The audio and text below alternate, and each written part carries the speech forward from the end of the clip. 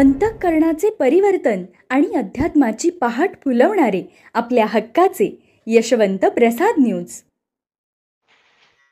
कुंडलिक वरदा हरिविठ्ठल श्री ज्ञानदेव तुकाराम पंढरीनाथ भगवान की जय. परमहंस सद्गुरु श्री यशवंत बाबा महाराज की जय.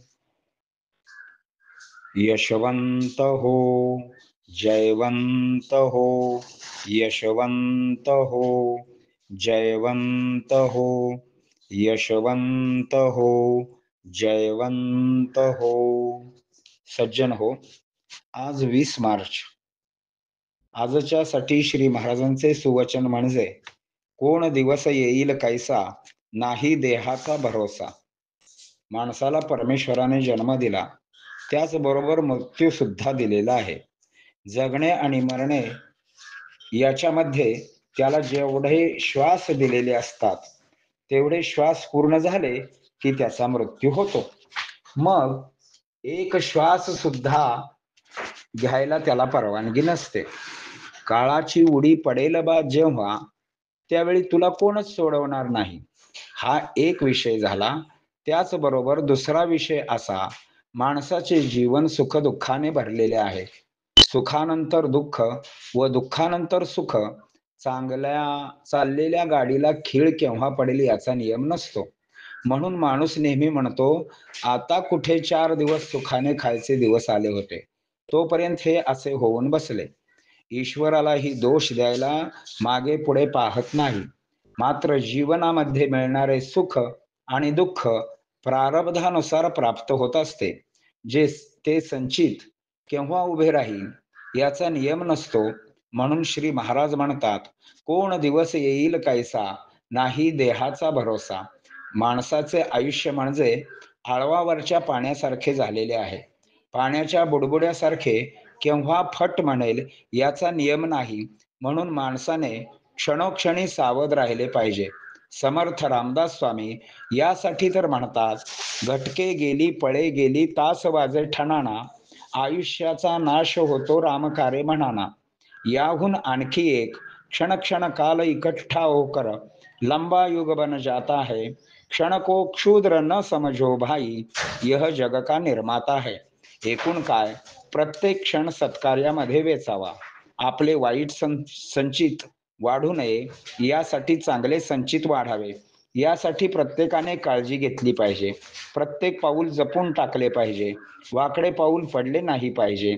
त्याच्या जोडीला ईश्वराचे नाम व सत्कर्माची जोड हवी आहे. भजन कीर्तनामध्ये रममाण होऊन जावे, ग्रंथ वाचन करावे. अशा चांगल्या कार्यामुळे आपल्या आत्म्याचा विकास होत जातो आणि आपल्याजवळ आत्मिक शक्ती व पाठबळ उभे राहते. आलेल्या अतिथीला घासभर अन्न द्यावे. कोणाचे अंतःकरण दुखवू नये. आपण स्वतः हसतमुख असावे.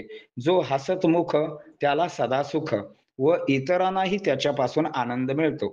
संतांनी जर सांगितले नसते तर या जगात अनाचाराशिवाय काहीच दिसले नसते.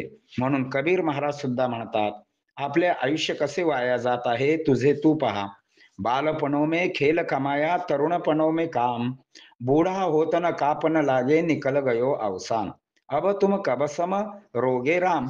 लहानपणी चिंचा खा, बोरे खा, आवळे खा, मार खा, खेळत बैस, यात निघून जाते. तरुणपणामध्ये काम आणि संसार, वृद्धपणी अंगातले सारे अवसान निघून गेलेले असते.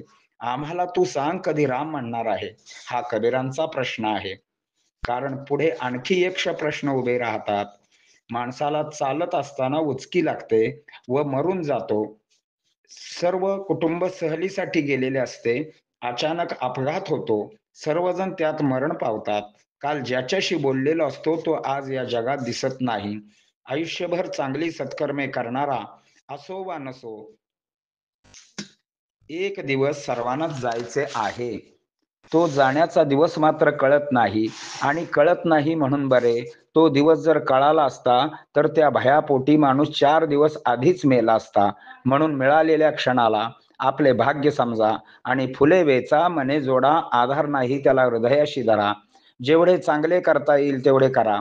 मग आपण स्वर्गस्थ झाल्यावर देव सुद्धा आपल्या स्वागतासाठी उभे राहावेत. त्यांच्या हातात फुले असावीत, ती त्यांनी आपल्यावर उधळावीत. त्याने पुष्पमाळा आपल्या गळ्यात घालाव्यात. तो हार घालून घ्यायचा असेल तर हार घालून घेण्याच्या लायकीचे बनूया. पुंडलिक वरदा हरी विठ्ठल. श्री ज्ञानदेव तुकाराम. पंढरीनाथ भगवान की जय. परमहंस सद्गुरु श्री यशवंत बाबा महाराज की जय. पार्वती पते हर हर महादेव.